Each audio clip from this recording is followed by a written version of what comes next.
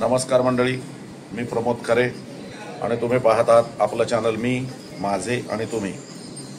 आत्ता सकाळचे 7:30 वाजलेले आहेत आणि मी गुहागरच्या दुर्गादेवी या मंदिरात आहे. या मंदिराच्या सुसज्ज असा भक्तनिवास, त्या भक्तनिवासातून मी तुमच्याजवळ बोलतोय. आपला ब्लॉग सुरू होतोय.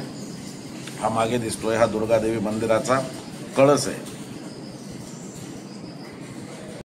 हा दुर्गादेवी मंदिराचा भक्तनिवास आहे. हा सुंदर असा परिसर आहे. हे सूर्यनारायणाचं देऊळ आहे आणि हे दुर्गादेवी मंदिर गुहागर. त्याचप्रमाणे हे खाली दिसतंय हे गणपती मंदिर आहे. हे आमचं दुर्गादेवीचं देऊळ आहे.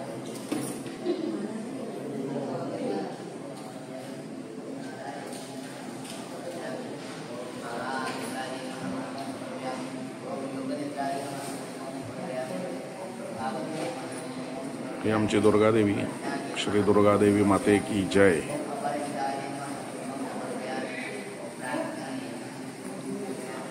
आणि आमच्या नवचंडीसाठी जमलेला हा ब्रह्मवृंद वर्ग. वेधशाळा आहे आमची तिथे दुर्गादेवीला. तिथे ही वेगवेगळी ठिकाणाहून मुलं शिकायला येतात.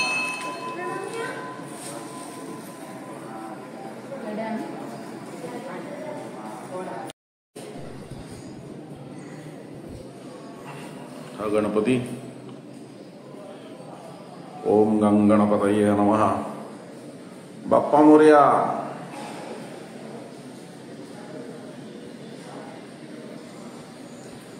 हे लक्ष्मीनारायण मंदिर आहे आणि हा दुर्गादेवीचा परिसर आहे. हे तुम्हाला डोंगरात पांढरं दिसतंय. हे आहे अष्टवणे गणेश मंदिर. शक्य झालं तर तुम्हाला घेऊन जाईल. हे आहे शंकर मंदिर. ही सुंदर अशी झाडं दुर्गादेवीच्या आवारात लावलेली आहेत. हा सभा मंडप आहे आणि स्टेज आहे. नवरात्रात इथे निरनिराळे कार्यक्रम केले जातात. हे इकडे प्रसादालय आहे. तुमची जेवाय खायची सोय इथे होऊ शकते माफक दरामध्ये. 120 रुपये दरात तुम्हाला व्यवस्थित जेवण इथे मिळू शकतं. हे सोहनी गुरुजी येत आहेत. हे आता आमची नवचंडीचं काम करणार आहेत.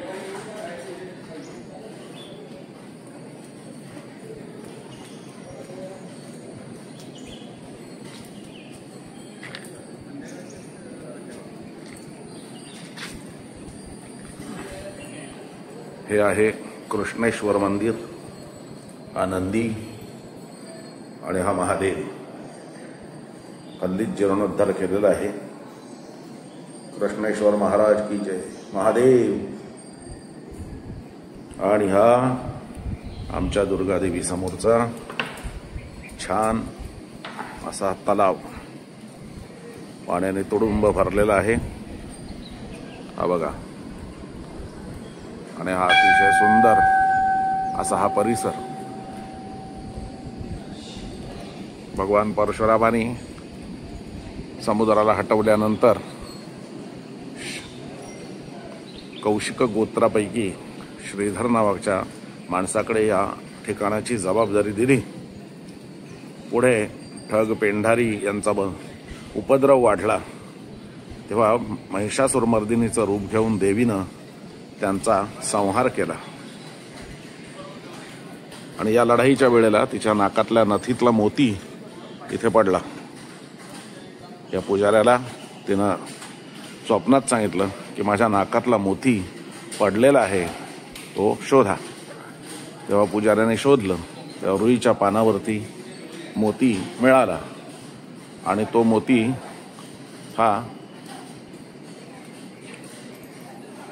सापडला तिथे. म्हणजे दुर्गादेवीचं पहिलं देऊळ उभारलं.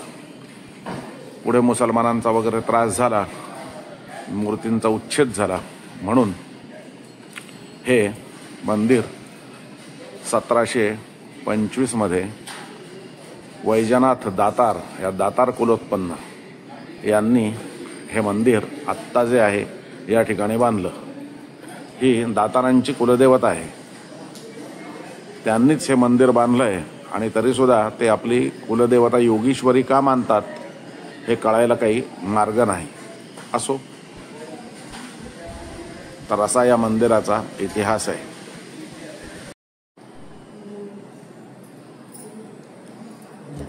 हे आमचे चिरंजीव आणि हे सोनबाई, हे आमचे सोहने गुरुजी. आमच्या नवचंडीसाठी संकल्पाचं काम चालू आहे.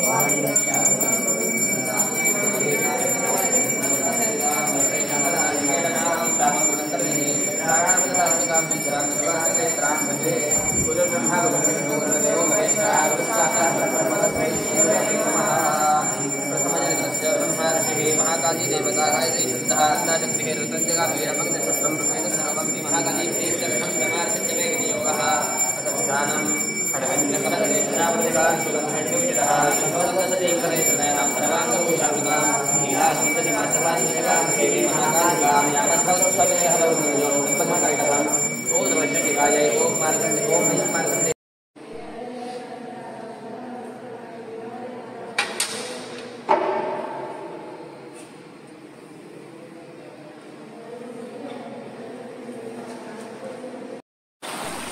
मंडळी, आपण चाललो आहोत गुहागरमधल्याच दुर्गादेवीच्या पासून जवळ स्वयंभू अष्टवणे गणेश मंदिरात. हा बघा, हा गणेश मंदिराच्या जवळ आपण आलेलो आहोत.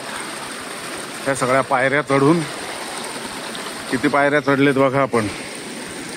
या बघा, इथून आपली ती गाडी उभी आहे. आपण इथून आता वरती मंदिराकडे जाणार आहोत. समोर तुम्हाला एक प्रपात दिसेल. हा पहा, हा एक जलप्रपात आहे. हे सगळं पाणी जे तुम्हाला इथे दिसतंय वाहून जाणारं, हे तिथलं आहे. ही आहे मंदिराची मागची बाजू आणि हा कळस.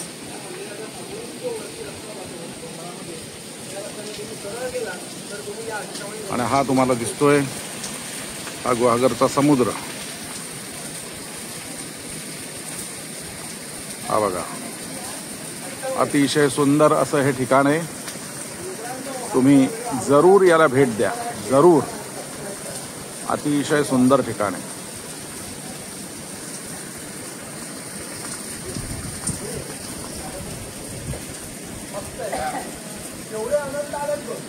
हे पर्यटक दमून बसलेले आहेत.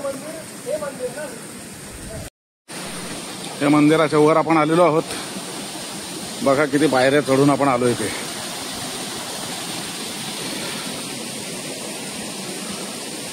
हे विहंगम दृश्य आहे. समोर गुहागरचा समुद्र किनारा आहे, दाखवतो तुम्हाला. आधी आपण गणपतीचं दर्शन घेऊया.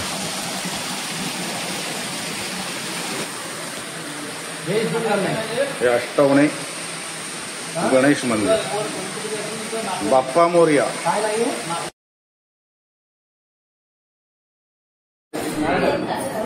मंडळी जेवायला बसलेली आहेत. तुमच्या लक्षात येईल बघा, पुरणाच्या पोळीचं जेवण आहे प्रसादालयामध्ये.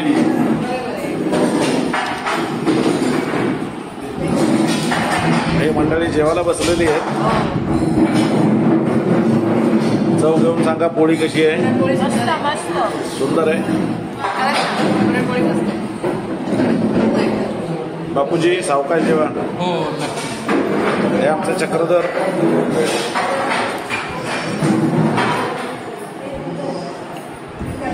सावकाश जेवा.